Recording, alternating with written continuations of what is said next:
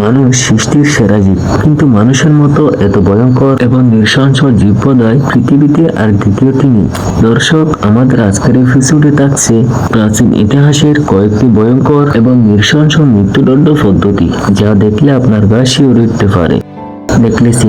নেকলেসিন এমন একটি ভয়ঙ্কর মৃত্যুদণ্ড পদ্ধতি যেখানে একটি পেট্রোল ভর্তি রাবারের টায়ার জোর করে অপরাধীর শরীরের মধ্যে ঢোকানো হয় এবং তারপর টায়ারটিকে আগুন লাগিয়ে দেওয়া হয়। অপরাধী আগুনে পড়া তীব্র জ্বালা যন্ত্রণা ভোগ করে এবং তার মারা যেতে প্রায় 20 মিনিট সময় লাগত। দক্ষিণ আফ্রিকা, নাইজেরিয়া এবং ভারতে নেকলেসিং একটি সাধারণ প্রাপ্য ছিল, যা 1970 ও 80-এর দশকে সন্দেহভাজন জোন এবং দর্শককে রাগান্বিত জনসাধারণ এরূপ শাস্তি দিত। Coffin punishment.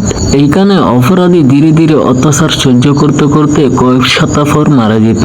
এটা এক ধরনের ছোট কাঁচার মতো, যেটার মধ্যে অপরাধীকে আটকিয়ে কোনো একটা ওষুধ ডিলারের সাথে ঝুলিয়ে দেওয়া হতো। আর এই কাঁচাটি এমন ভাবে তৈরি করা হয়েছে যে এটার মধ্যে অপরাধী ভালো মতো বসতেও পারতো না, আবার দাঁড়াতেও পারতো না। এই শাস্তি দেওয়া হতো তাদেরকে যারা সৃষ্টিকর্তাকে অপমান করে। যদি কোনো ব্যক্তি মালিককে উল্টাসিটা কিছু বলে, তাহলে তাদেরকে এই শাস্তি দেওয়া হতো। অন্যদের শিক্ষা দেওয়ার জন্য এই শাস্তি এমন এক জায়গায় দেওয়া হতো যেখানে মানুষ প্রতিদিন ওই অপরাধীকে দেখতে পারবে। কাঁচায় আটকে থাকা মানুষগুলো ক্ষুধার যন্ত্রণায় দরফর করতে করতে 2 থেকে 3 সপ্তাহ পর মারা যেত। এমনকি সে মারা গেলেও তার মরাদেহ সেখান থেকে বের করা হতো না, যাতে পশু পাখি তার দেহর মাংস কামড়ে খেতে পারে। Death by soil. যদি আমরা করতের কথা বলতে যাই, তাহলে এইটা বড় বড় গাছ কাটার জন্য ব্যবহার করা হয়। কিন্তু আপনি বিশ্বাস করবেন কি জানি না, ইতিহাসে এমন শাস্তি রয়েছে এই করত দিয়ে মানুষকে জীবন্ত 2 টুকরো করা হতো। এই শাস্তি দেওয়ার জন্য প্রথমে অপরাধীকে উল্টোভাবে ঝুলিয়ে দেওয়া হতো, আর 2 জল্লাদ মিলে 2 রানের চিপা থেকে 2 টুকরো করে ফেলতো। আর এই শাস্তিটি এতটা ভয়ানক ছিল যে এটা কল্পনা করলে হাত পা ঠান্ডা হয়ে যায়।